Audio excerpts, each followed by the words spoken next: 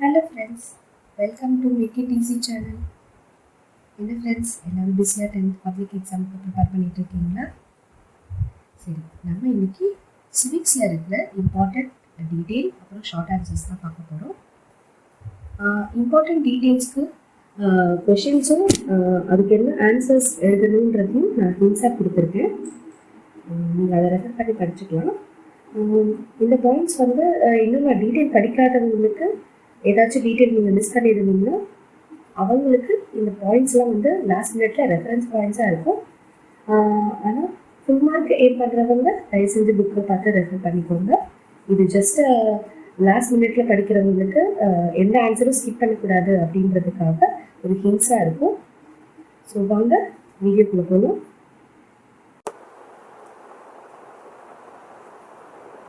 First lesson Indian Constitution. So அதில் இருக்க details. First one salient features of Constitution of India. Second question fundamental rights. அப்புறம் fourth question difference between fundamental rights and directive principles. Next unit 2 central government. So இதில் வந்து ரெண்டு questions important. First one, executive and judicial powers of President of India. Question number 3, Prime Minister duties and functions. அடுத்து unit 3 state government, அதுலேயும் ரெண்டு questions important. Question number 1 chief மினிஸ்டரோட powers and functions. அப்புறம் question number 2 கவர்னரோட legislative powers. அடுத்து unit 4 India's foreign policy. So அதில் வந்து first answer non alignment movement, second answer co-determinants India foreign policy. அப்புறம் question number 3 India friendly relation with its neighbours, two concepts. அடுத்து unit 5 India international relations. So அதில் வந்து question number 2 BRICS, question number 3 OPEC மிஷனும் ரொம்ப important. அடுத்து short answers. First யூனிட்ல question number 1 what is constitution, question number 2 what is citizenship, question number 3 list the fundamental rights, question number 4 what is writ, question number 5 classical languages, question number 6 national emergency. Unit 2 central government listen the important 2 marks from the question number 1 how is president elected, question number 3 qualification of Supreme Court judges, question number 4 money bill. Unit 3 state government, again important 2 marks from the question number 1 importance of governor, question number 3 original jurisdiction of High Court. After question number 4, appellate jurisdiction. Next question, unit 4 question number 1 foreign policy, question number 2 India's nuclear policy, after question number 4 guiding principle country, question number 6 SAARC member countries, question number 8 main tools of foreign policy. அடுத்து unit 5 question number 1 neighboring countries of India, question number 2 member countries of BRICS, அப்புறம் question number 6 5 global groupings where India is a member. So இவ்வளோதான் சிவிக்ஸில் நீங்கள் படிக்க வேண்டிய டீட்டெயிலும் important 2 marks. தயவு செஞ்சு எந்த கொஷினை ஸ்கிப் பண்ணாதீங்க. அட்லீஸ்ட் 1 or 2 பாயிண்ட்ஸ் கவர் பண்ணுற மாதிரி படிச்சுக்கோங்க. எந்த ஆன்சரையுமே ஸ்கிப் பண்ணாமல் ஆன்சர் ஷீட்ஸ் எழுத ட்ரை பண்ணுங்கள்.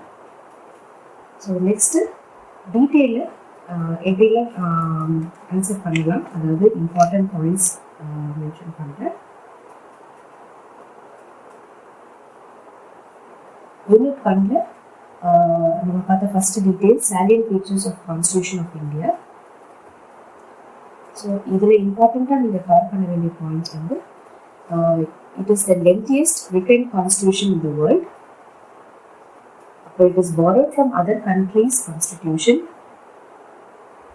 Third one, partly rigid and partly flexible. Fourth point வந்து, it is a federal system of government.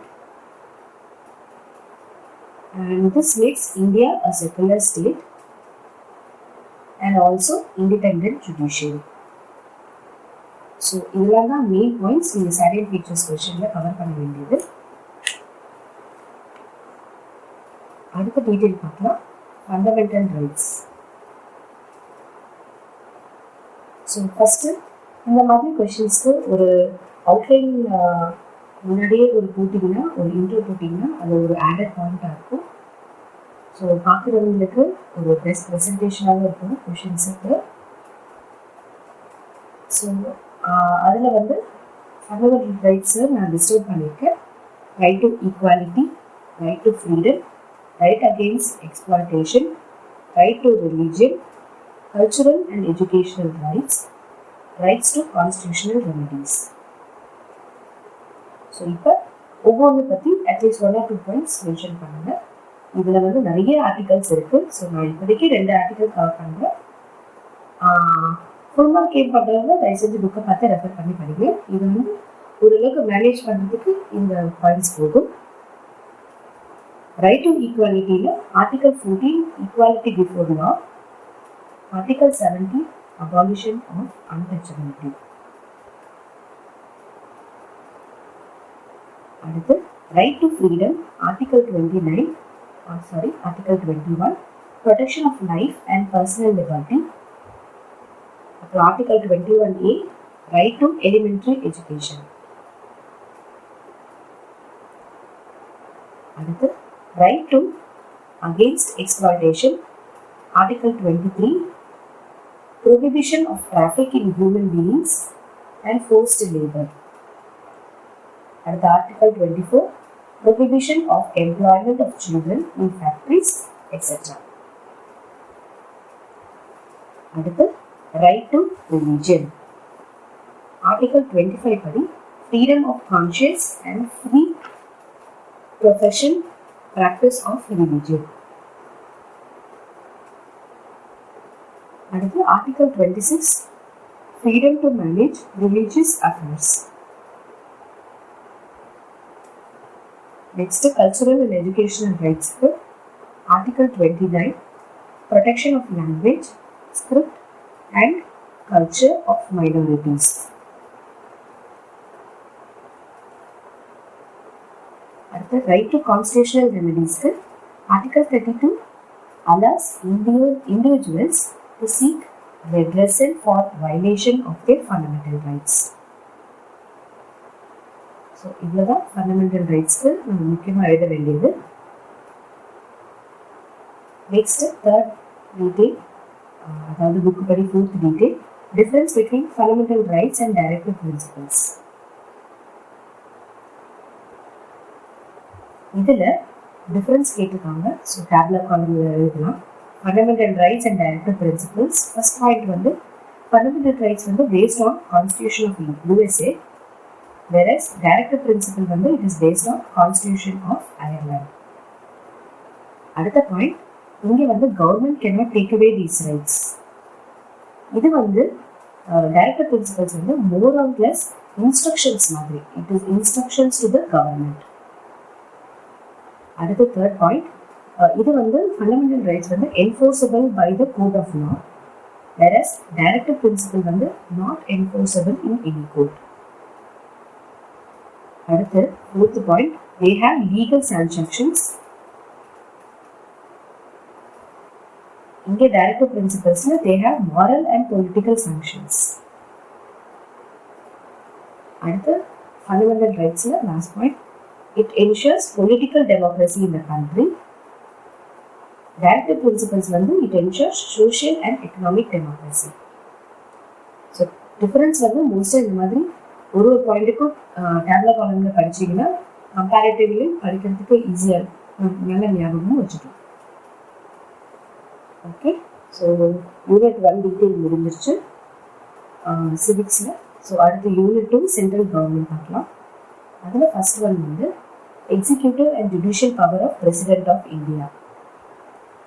Okay, so இதுக்குமே நீங்கள் அவுட்லைன் சார்ட் போட்டுக்கலாம். அவங்க என்னென்ன பவர்ஸ் பிரசிடென்ட்டுக்கு இருக்குன்றது அந்த புக்கில் இருக்குது, நீங்கள் ஆட் பண்ணிக்கலாம்.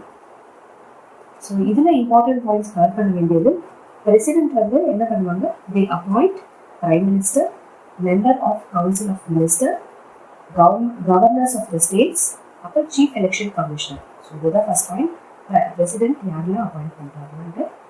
நெக்ஸ்ட் பாயிண்ட் வந்து Parliament bills become law of act after the assent of the President. Next, Article 52 padi, Supreme Court command of defence force of Union shall be vested in the President and thereof regulated by the law. அடுத்து, President proclaims national emergency according to Article 352, state emergency according to Article 356, அப்புறம் financial emergency article 360. Next third detail, prime மினிஸ்டரோட duties and functions. So இதில் வந்து prime minister is the leader of the nation and he is the chief spokesperson of the country. Prime Minister decides rank of his ministers and also he distributes various departments to the ministers. Then, Prime Minister supervises the work of various ministers.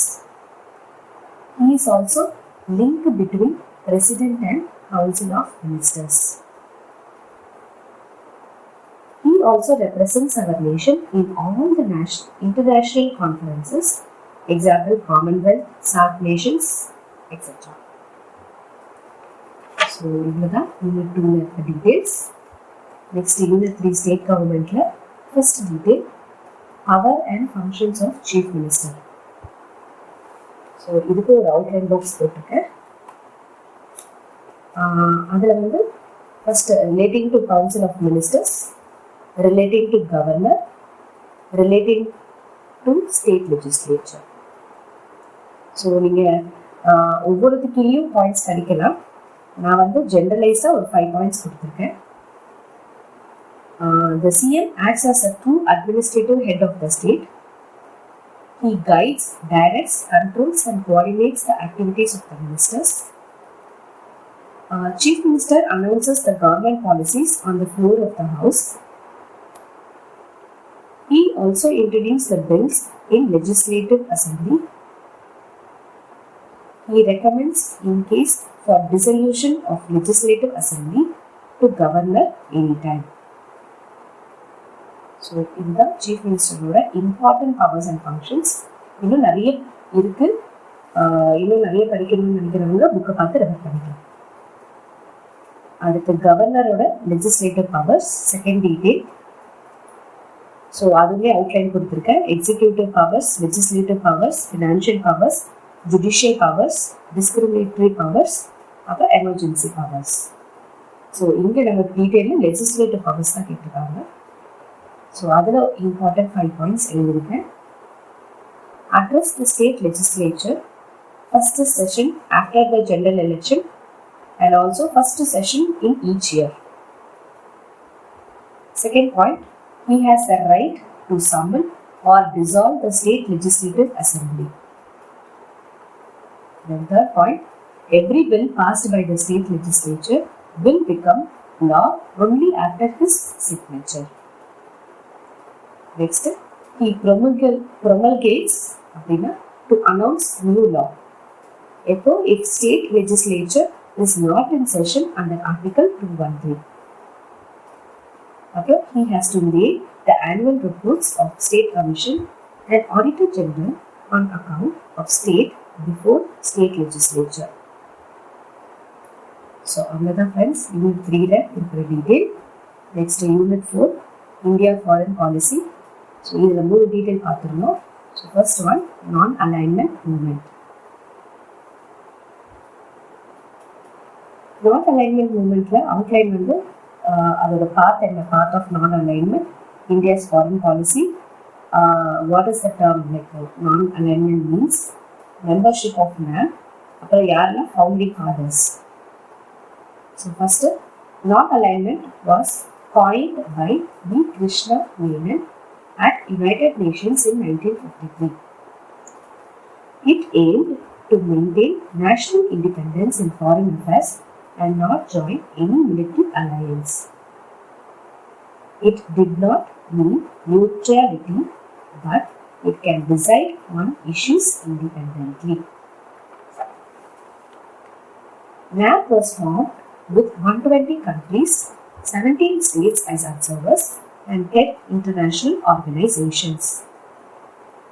So, அவங்களோட founding fathers வந்து இந்தியாவுக்கு Jawaharlal Nehru, Egypt Nasser, யுகோஸ்லேவியாவுக்கு Tito and இந்தோனேஷியாவுக்கு Sukarno. Next, second detail, core determinants of India's foreign policy. So இதுக்குமே இம்பார்ட்டண்ட்டாக 5 points கொடுத்துருக்கேன்.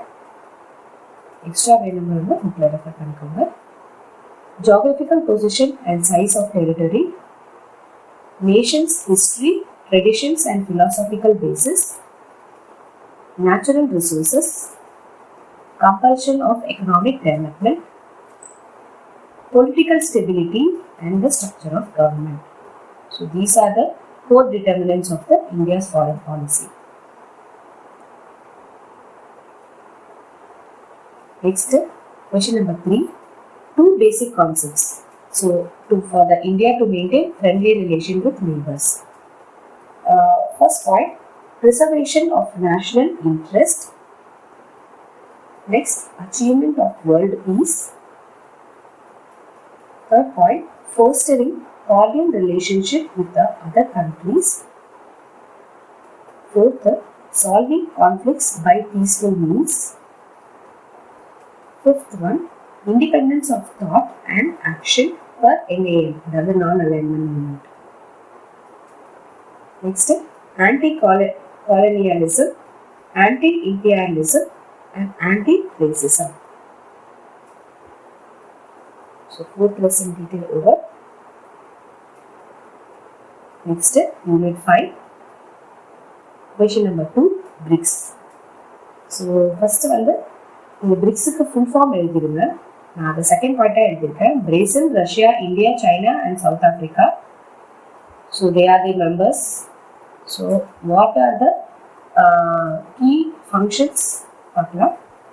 Alternative to world bank and IMF to challenge US supremacy.